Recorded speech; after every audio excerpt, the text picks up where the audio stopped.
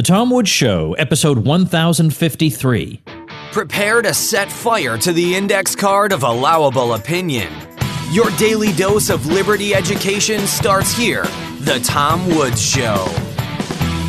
Folks, if you've ever been interested in self-publishing a book or starting a podcast or just learning how to collect affiliate commissions while you're sitting on the beach, I have lovingly crafted for you a free step-by-step ebook on how to monetize your time online based on my own experience. Check it out at pathstoincome.com.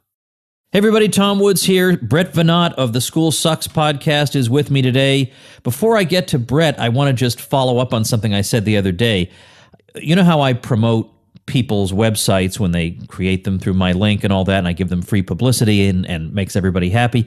Well, the other day, I told you about a site that one of my listeners created called Northwoods.drinkstones.com. And the idea is that instead of putting ice in your drink, which just waters it down, you put these beautiful granite cubes in your drink. And not only does it not water down your drink and it cools your drink naturally, but it also makes you look, in my opinion, like Mr. Sophistication. Well, anyway, they forgot to tell me there was a coupon code. But the beautiful thing about this story is the coupon code, of course, is Woods. And my listeners now are so accustomed to the coupon code being Woods that one particularly ambitious buyer went there and just on a lark tried Woods as the coupon code and successfully got a discount. So there you go. Use coupon code Woods over at northwoodsdrinkstones.com and you get yourself a discount on a really, really neat item. All right, Brett Veinotte is here with us once again. He's just returned from a 40-day trip around the country where he's been meeting with people who listen to the podcast, people doing interesting things educationally, and he's been doing a lot of recording and listening and learning and talking. And I thought it would be good to have him on to recap some of the highlights of his trip. So you can follow Brett over at schoolsucksproject.com. Brett, welcome back. Hey, Tom. Thanks for having me again. I can't get over this trip you took. This is nuts, man. This is totally insane.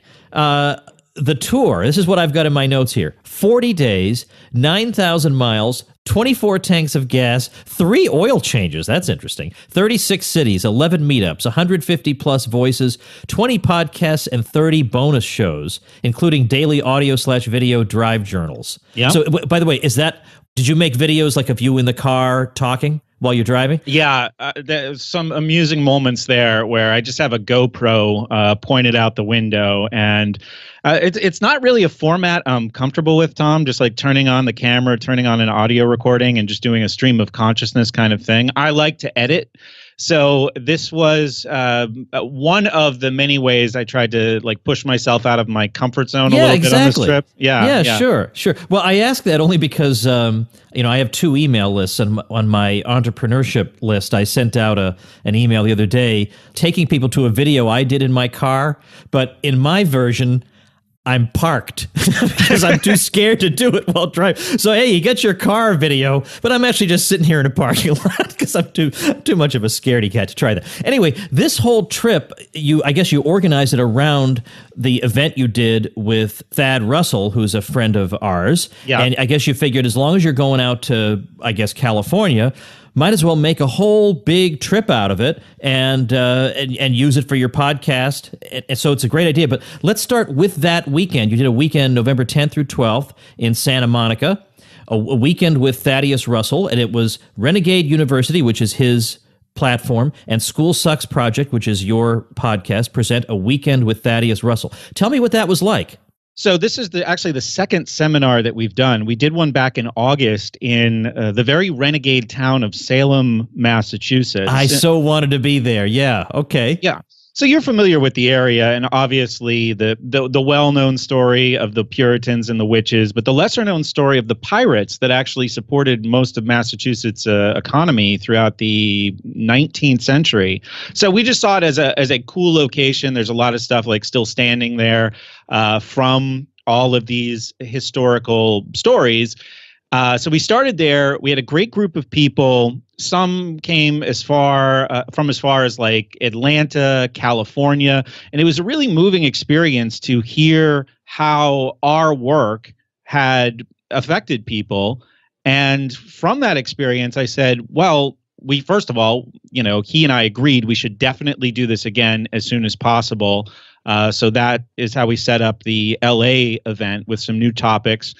And I realized I could also go across the country, like take the microphone across the country and take a lot of the things that I talk about on the show as far as like home education out of the abstract and really hear these stories of like what people are doing, alternative forms of education, self-directed education, unschooling. So that was, what got me to LA and back. But while we were there, it was just a 2-day seminar on a variety of Thad's favorite topics. And we recorded a 5-hour listener Q&A podcast that I'm going to be putting out later this month. And it was just an extraordinary time. It's more of a social event, I think. About half the time is spent socializing, and then there is an actual classroom setting. We did it at Reason Studios. But it's just a great experience. I really enjoy working with Thad, even though there's a lot on which we do not agree. It's really energizing and challenging, and I hope we can do it again in the near future.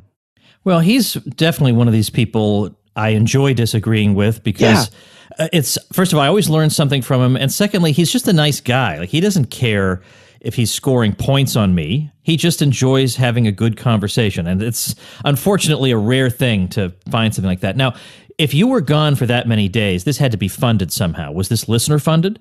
I just raised. I mean, this was something that I think I needed to do for myself for a lot of reasons. Like I said, I was in need of a challenge. I was in need of breaking out of a comfort zone that I had found myself in. So I was going to pay for it either way. But the way listeners actually helped, they saved me a lot of money on hotel rooms. Like if I was going to a city, I would announce that well ahead of time, and people would offer me a place to crash for the night. I got a lot of nice free meals out of it as well. That's great. Yeah. So we raise money through, we have like a bonus content section and we have a Patreon page. So the show is funded, and, part of my obligation is to return some of that money to the School Sucks Project. Even though a few years ago I did quit my tutoring job to do the show full time, so that money is income as well. But I was frugal for about a month. I saved up what I thought I would need for the trip. I took some money out of savings and transferred it into an emergency fund in case I wrecked my car or some other unforeseen thing came up. And so I was padded a little bit. But no, it was one of the things I was able to do just by the listener support that I get for the show. That's really great. So how did you decide what your stops would be? I didn't want to drive. It's funny that this was the original goal. I didn't want to drive more than 3 or 4 hours at a time.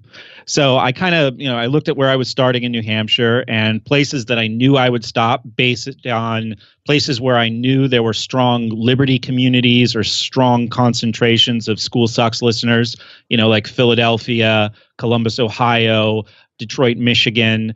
And, I announced it in our School Sucks Facebook group, and the listeners kind of helped me shape the map that I was going to use. And, we did the trip out took 27 days. The trip back, Tom, was 11 days. So the 3-hour drive was very much a fantasy on that part of the trip. We were doing 8, 9, 1, 12 or 11-hour drive from Richmond, Virginia to Brooklyn, New York on the day before Thanksgiving, fighting the traffic. Oh, no. Yeah. So, and I actually had to, once I was in California, I redrew the map for the return trip because I was pretty eager to get back home and not be driving anymore. But it doesn't mean that at any point in the trip I wasn't having a great time. It was the greatest decision I ever made in my life. And I just see it as a tremendous success. And I was so happy that I did get to stop in so many places and meet so many School Sucks listeners.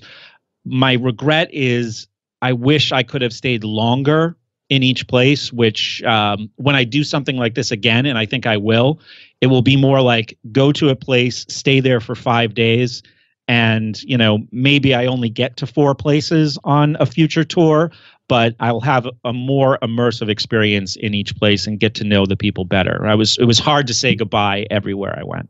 Right. It's funny. I was talking to Jared Casey, who's a professor emeritus in Dublin, about a trip to Ireland. And he had kind of the same view. I want to see absolutely everything. And he said, maybe what you actually want is, because I want to spend a little time here, a little time here, a little time. He said, maybe it would be actually better and more memorable for you to spend larger chunks of time in fewer places. So, and I think in general, that probably is a good idea. But anyway, it's amazing what you did. Let's talk about what you did. You did roundtables with students at 2 alternative schools. And before we get into that, I want to get your thoughts on something I did while you were on the trip, Sure. Which was I did an episode of the show with a staff member and a student from one of the Sudbury schools. This one was in New York. And I'm sure you, of course, know, having a podcast on this sort of thing, but just in case people for some reason missed episode 1043 of this show, this is one of these schools where the students really are in charge and they really are completely self-directed. And I'll tell you that, first of all, the build up to that episode based on a promo video they had put out where they're saying, imagine a place with a school with no classrooms and no tests and the only person evaluating myself is me, and on and on. I had people saying, yeah, man, that's what libertarianism is. Yeah. And other people saying, this is like the worst thing I've ever heard of. So I thought, well, I'll interview them and then we'll settle this whole thing. If anything, it got even more intense after that. So I'm curious about that. Now, is this the kind of model that you actually observed in either of the schools you visited? And have you done anything on these Sudbury schools before?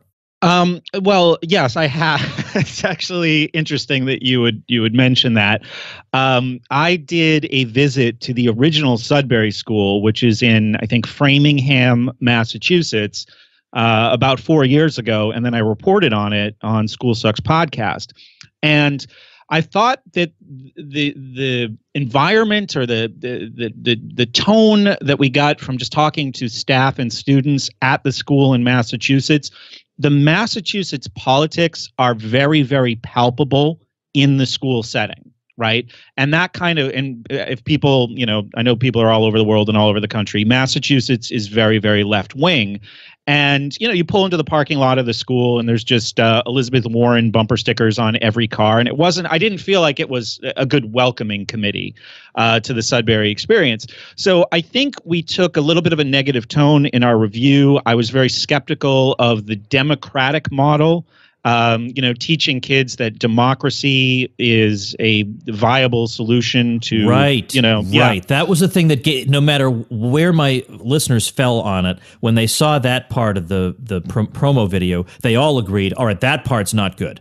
Okay, well, it's a kind of voluntary democracy. Like, I think democracy is totally fine if I'm voluntarily with 6 friends and we're trying to decide where to go for dinner. In fact, I'll even make a sacrifice if I want Chinese food and 5 of those people want Mexican food. Yeah, I get that. No, so I don't of have course. to eat alone. Yeah, sure. Yeah. No, I mean, we all do that in our own private lives. But the way they were modeling it in the video, the kid was saying, I moved to make a law that it looked like they were aping the legislative process, and I just thought that's not good. Nah, I don't want that. I mean, it's one thing to say you got to come to a consensus among your peers, but this just looked too much like, well, we want to be different in every way except we're going to ape the worst part of society, namely the political system. But okay, I grant your friendly amendment. Okay, but so here's the thing. If that is framed in the school environment as this is the solution to all problems, or this is why, and this was the sense that I got in the Massachusetts Sudbury, this is why government can work because of a system like this, that's a problem. But in this democratic, I mean, the Sudbury model was designed around New England town meetings. So what students are actually learning that they would never learn in a public school, and this is even being discouraged, I think, in a lot of higher education settings, kids learn to advocate for themselves. They have to, if they want something to happen, they have to learn to make a persuasive argument for that thing. Okay, I will grant that. That's actually a good point. I mean, public speaking and making arguments and debate, these are skills that I would want somebody to have, and you're going to acquire those skills probably more reliably when the issue means something to you personally rather than some teacher assigned it to you. Here, go argue this. Absolutely. But one of the best things about the Circle School, which was in Harrisburg, Pennsylvania, which is built on the Sudbury model. They do the school meeting. They do have a democratic process. They do the judicial review, which I found a little creepy when I was hearing about it in the Massachusetts Sudbury school. But when I got to the school, teenagers came up to me, an unknown adult, and my friend Tony, who was visiting the school with me, and they introduced themselves. And they said, "Who are you? Why are you here?" They took a very active interest in a new adult. Now, contrast this to my experience working with public school students generally years ago when I was an SAT tutor and a college consultant.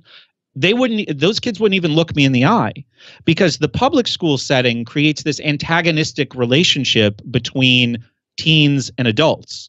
Adults are kind of like the enemy. You had Robert Epstein on your show recently, right? To talk about the false idea of adolescence, right? And how kids are, kept in captivity, they're infantilized, they're kept away from the adult world. And this creates this idea that adults are the other, right? Or because of the school setting and the disciplinary nature of school, adults are something to stay away from. But these kids in places like Sparks Academy that I visited in Wichita, Kansas, or the Circle School in Harrisburg, Pennsylvania, or the Columbus Learning Cooperative in Columbus, Ohio, these kids are getting out there in the world with adults and having positive, mentoring relationships with adults. They're not just cloistered with a bunch of people who are the same age doing the same thing. They all have these unique, self-directed and dynamic experiences with people who are older. So when a new adult shows up, it's like, hey, the last interaction I had with an adult was pretty positive and pretty educational. Let's go see what this adult is all about. So that's how I was greeted at Circle School, and that really had an impact on me. That's very, very interesting. And I think we're present company accepted, but we're so accustomed to thinking of the world the way it currently is, where students in a particular age, they all go off and they socialize with peers of that same age, and we think of that as normal. Whereas in let's say a homeschool setting where students are more likely to be interacting with adults more often, we think of that as artificial and they should be out with their peers. But separating them from their families and throwing them into a big group of other people their exact age is what's artificial. Yeah. Because in the rest of your life, you're not going to be doing that. No, and that's like right out of the Prussian model of education. That was for military training, to build camaraderie around, people of the same age so they could become an effective unit in the Prussian army. That's where I think, I want to say Kaiser Wilhelm origin. No. The name is escaping me, but that is 19th century Prussian schooling in origin, that grouping by age. I couldn't help noticing that you mentioned in your list of places that you had a concentration of listeners, you mentioned Detroit, and I know you went to Detroit. Yeah. I'm curious to get your impression of what things are like there right now. All right. Well, when I first set up that meetup, I found out that it was going to be in Gibraltar, which is a suburb of Detroit. So this was about a couple weeks before I left. And I said, oh, what a relief. I don't have to go anywhere near Detroit, or I'm going to be like 30 miles away from Detroit. But after 10 days of, getting out of my comfort zone and having new experiences and realizing the rewards of that, when I got to Gibraltar, Michigan, my host there, Mike, he said, okay, so we've got plenty of time before the meetup. Do you want a tour of Detroit from the highway, or do you want a real tour of Detroit? And, just kind of reflecting on the satisfaction that I had gotten from, challenging myself the previous 10 days, I said, let's go do the real Detroit. So we wound up in a very scary looking area. I mean, Detroit is amazing. It's surreal. You can drive for what seems like miles and everything is abandoned, like storefronts, warehouses, residential, entire neighborhoods. You can just see like no one lives in 1, 2, 3 mile stretches in some places. Wow. So we're already in a pretty scary area. Mike and I are in his pickup truck, and we have 2 young listeners who made the trip from Cleveland Danny and Alice, they're in the back seat. So the four of us are in a very scary area. And then Mike turns off from the scary area and goes down an alley. Right? So it's like, scary area, get out of the scary area. No, he does the opposite. He turns down an alley and goes behind the scary area and stops at this old railroad abutment. And he says, all right, come with me. We're going up here. And I said, oh, gosh, I hope he knows what's up there.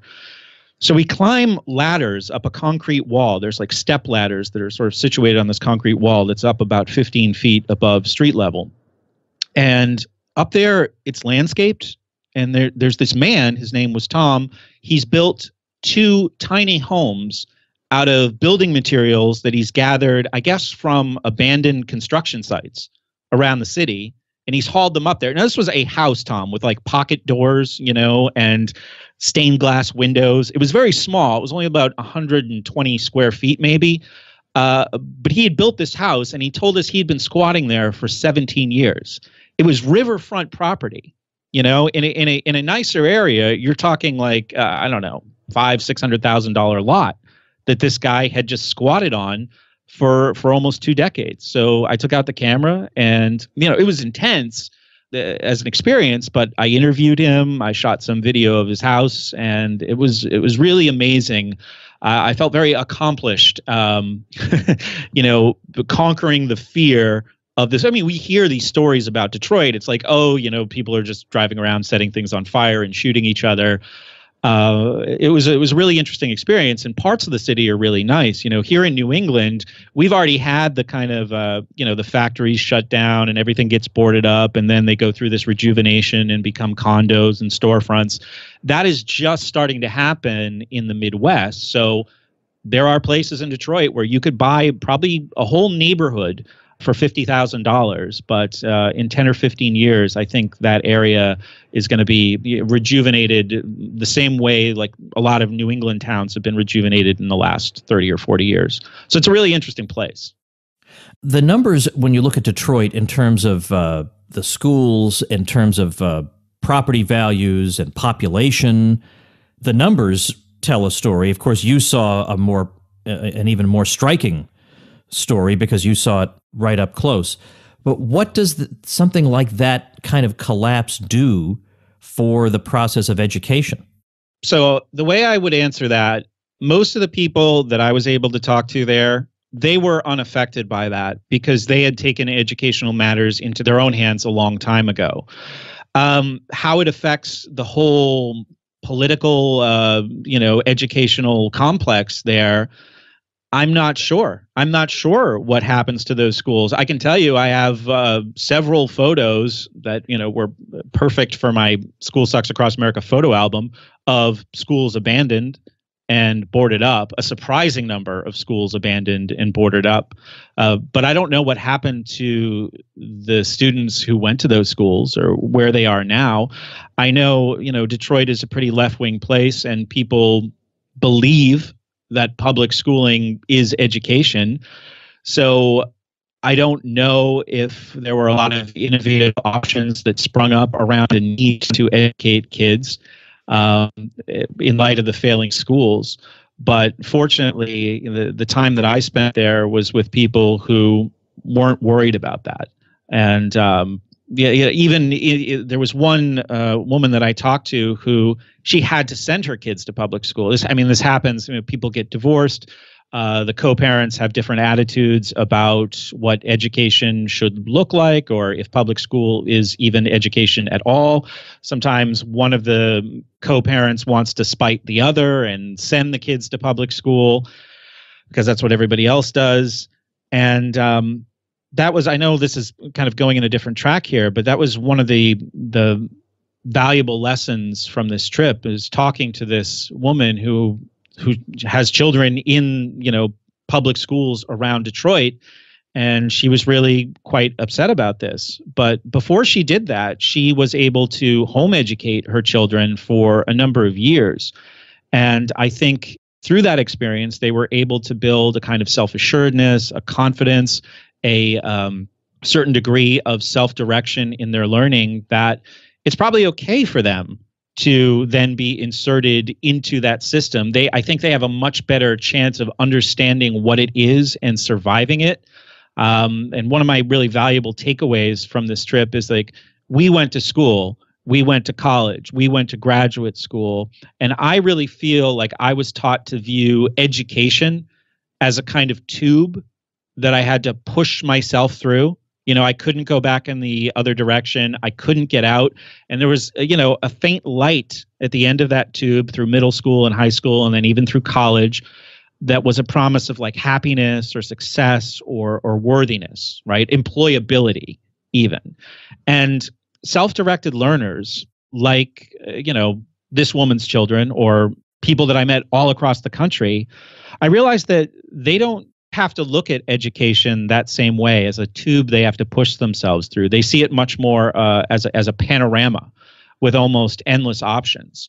So when it comes to any part of the country, regardless of its school quality or economic situation, if people have taken the steps to embrace self-directed education and practice it in their homes, they have a much healthier and more helpful orientation towards what education is. Right. And they see so many possibilities that people relying on the schools probably don't see. Now, as somebody who has hosted as many podcast episodes on this sort of topic as you have, and right. who's followed all this as closely as you have, is it possible for you to go on a trip even as extensive as this one and still find things that you didn't know before or things that surprised you?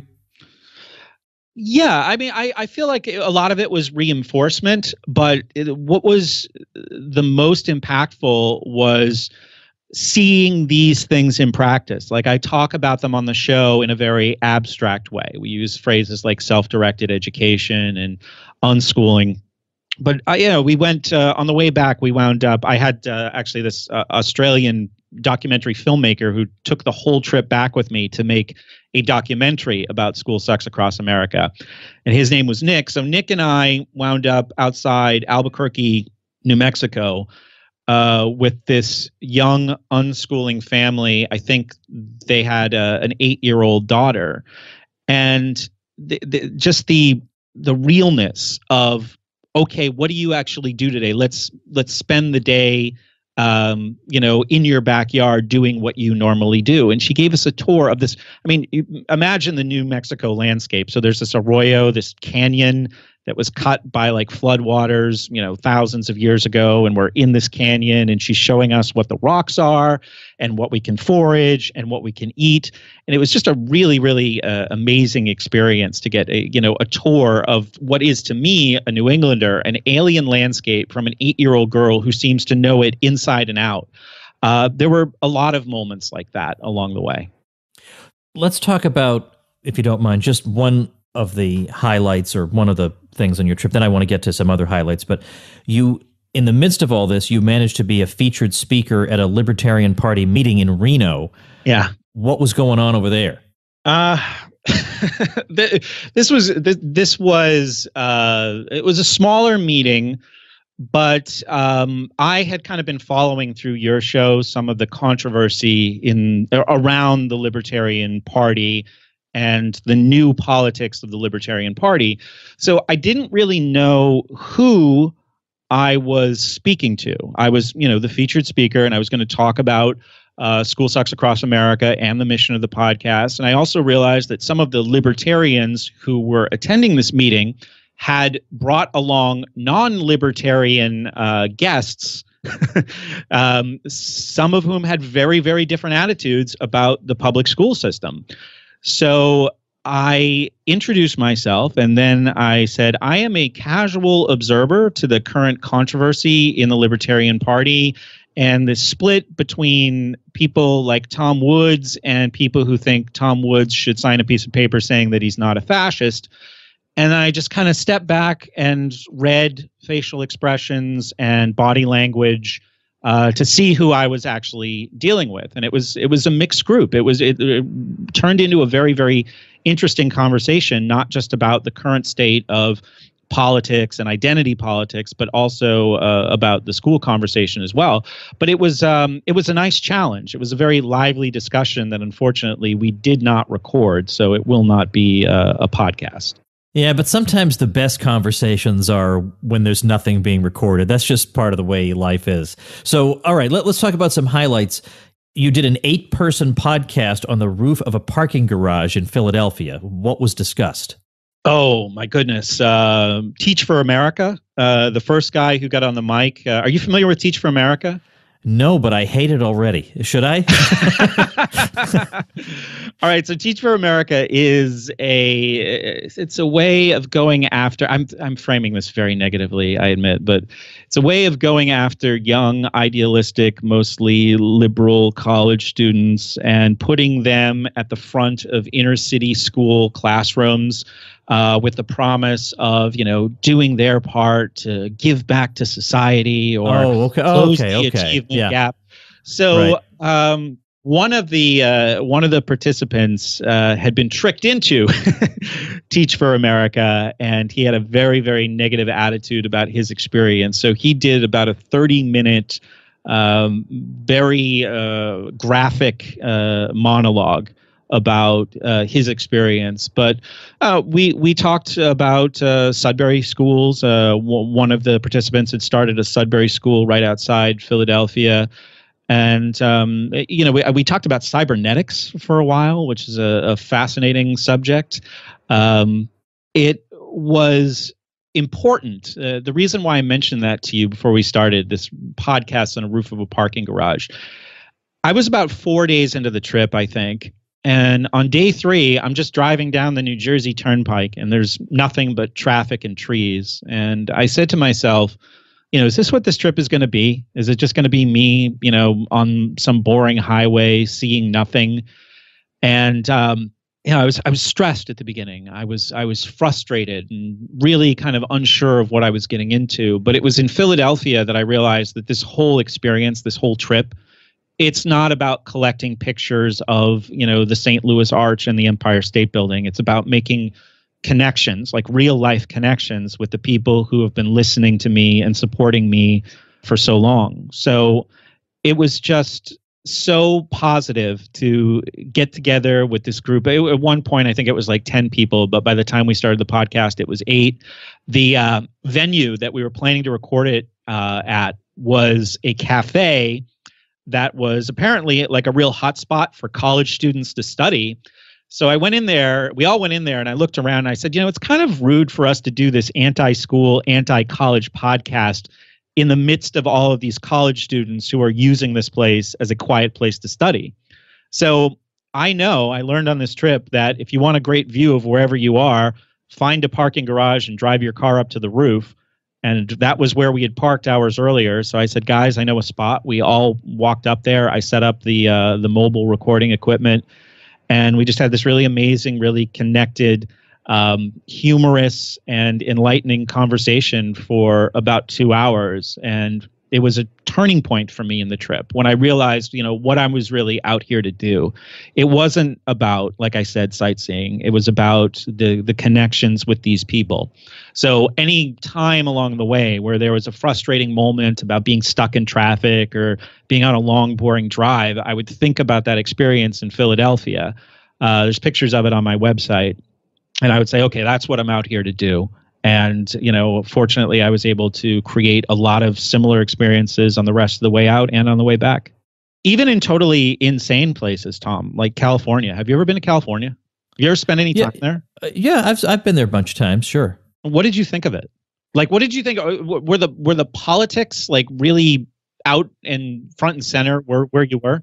Well, I haven't been there in a while, and I'm sure it's much, much more in your face than when I was last there. But I really try to ignore that stuff. Like, I'm from Massachusetts, and being in New Hampshire, what Massachusetts politics is like. But I still visit every year at least once because I just love it. And I really try to shut the politics out.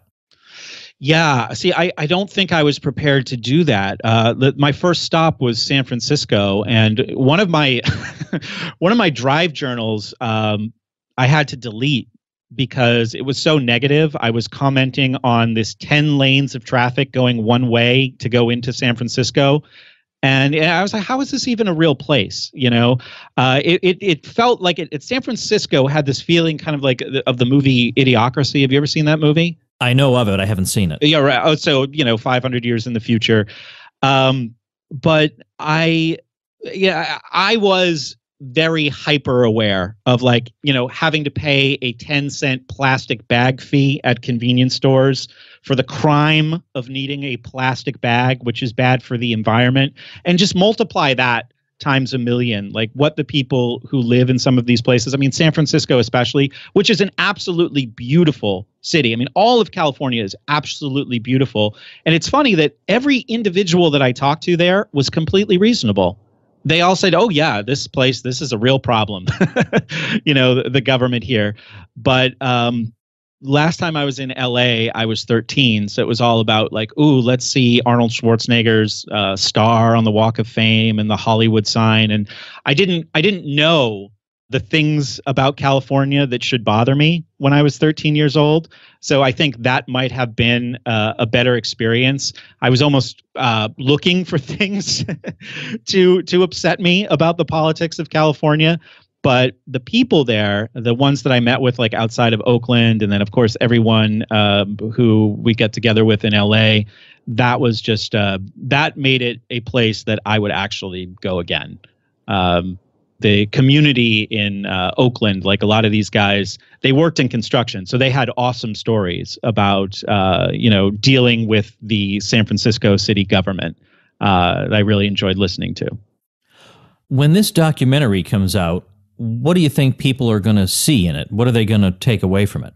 Well, I think right now, Tom, Nick, the filmmaker, I don't know exactly what he has planned for the dozens and dozens of hours of footage and interviews. I mean, a lot of it is I'm driving my car and he's sitting in the passenger seat interviewing me about some pretty serious and in-depth subjects. How that will all come together, that is really going to be Nick's creation. I'm just featured in the film. And, I did ask that he keep me in the loop as far as what he's planning to do and the story that he wants to tell. But I know, that experience that we had in the Albuquerque, New Mexico area, that was all captured on film. The day before that, we were at Ernie Hancock's house, doing Declare Your Independence. There's plenty of footage from the event in LA. So I know it's going to be very lively, but I'm also interested and unsure of what the story Nick ultimately will tell with the film, what it will be. I'm not sure yet. Well, can I ask this? Is he a sympathizer? Oh, yeah. Yeah. Okay. He was actually a really big fan of School Sucks for years. And, he had this filmmaking background. He's actually done a lot of automotive, car racing films. And, he proposed this idea to me. And I said, yeah, I think I would like to be the subject of a documentary film no matter what. So let's see what happens. Yeah. Well, it just goes to show how, as frustrating as it is to have to deal with a lot of the problems we face today, at the same time, it's still a very exciting time to live. Could you imagine the logistical impossibilities of having a documentary film made about your trip and in the old days, and the team you'd have to hire, and that you'd have to go through some big company, and maybe they wouldn't be interested? None of that matters anymore. You can have a guy with a camera who can do an unbelievable job with editing software, and he can produce and market it on his own. Yeah. That's really something. Yeah. And, I felt for him a couple of times because he was a crew of one, setting up the lighting and the tripods and the cameras and, clapping the slate. He did it all. And occasionally if I could chip in and, do something for him, I would. But yeah, it was really impressive to watch him work and collect all this footage. That's something to keep in mind, that it was done with a crew of one, which is also still, even though the technology allows it, it's still pretty impressive. All right. So what are your final thoughts as we wrap up today that you want to share, either about your trip or about the School Sucks podcast? I can't wait to do something like this again. I mean, don't you really find that when you do like the cruise or when you did your 1,000th episode, wasn't that just such a rewarding experience to come face to face with those people? It's amazing, and it makes you think. At least with the 1,000th episode, I was thinking, I wish I could do like the 1001 be the same as this one, but it was that event is far, if you haven't done event planning, that event was far more expensive than anybody would realize. The giant video screens and stuff like that. Whatever you think that costs, multiply it by 10. So it was not a cheap event to put on, but I thought I don't like the expression I need to give back to society. Right. But certainly because I don't feel like I took anything. But in terms of my listeners, well, some of them do actually support the show financially. And I thought, well, look, I'm going to take some of that support they gave me and show them a great time. Yeah. And so that was a lot of fun. So I know exactly what you mean. But what makes it all the more sweet is precisely that there's a delay between times that you get to do it. And then you'll really appreciate the next time. Yeah, absolutely. I think my next event will be, I want to do like a School Sucks summer camp kind of thing next summer, where for maybe a month I go out to the Midwest and I do I think it's called the Midwest Peace and Liberty Fest in the Detroit area. And then, pitch my tent a few other places around there and really get to know the people. But I think it was a really important thing for me to do for personal reasons. I had been seeing the world and seeing the country through the window that is the computer screen, Facebook, Twitter, YouTube, where almost everything coming at me was negative and almost everything coming at me was completely out of my immediate control. And, part of this trip was to actually go out and operate as much as I could in my sphere of control with the people who are listening to my show, with the people that I've managed to influence through this work, and making connections with those people and hearing their stories and having them share their wisdom with me. I was just so impressed with group after group after group of people that I encountered on this trip. So, I would do School Sucks Across America again. I would do, a School Sucks across what's left of Europe. But we've talked about going to Australia. I definitely want to get down to Mexico this winter. Like I feel like this wanderlust has come over me, and I was a real shut-in for a while and a real introvert, and that was part of the challenge of this trip is like, am I going to be able to go place after place and interact with 10, 15 people in each place? But it worked out, and I feel like I'm much better off for it. And it was, like I said, it was the greatest decision I made in my life to do this. Isn't it fun to be behind the microphone all this time, and then you get in your car, you drive around, and everywhere you go, you find people who've been listening in. Yeah, these people I've never seen or talked to before, and they've been listening in. It's I don't know how to describe it. It's great. It is, and you've had those experiences in real life, right? Where people just see you in traffic. Literally in traffic. I had a guy drive. Literally, we would drive like we weren't even stopped at a light. He drove right up next to me and started talking. Not sure I want to have this particular conversation, but yeah, that is fun once in a while. Yeah, that would be a little intense for me. But I do like ahead of time making the plan and then going to where those people are.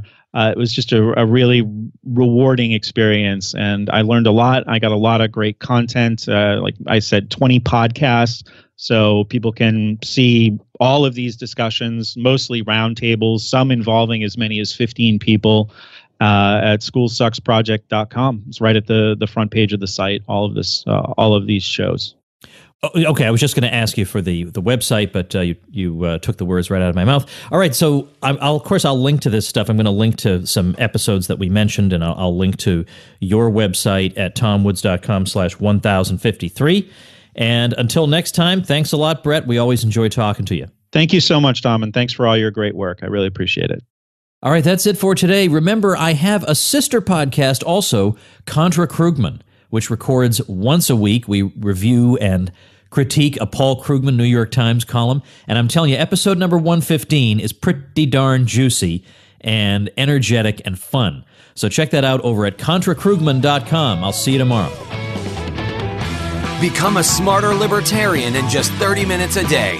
Visit TomWoods.com to subscribe to the show for free, and we'll see you next time.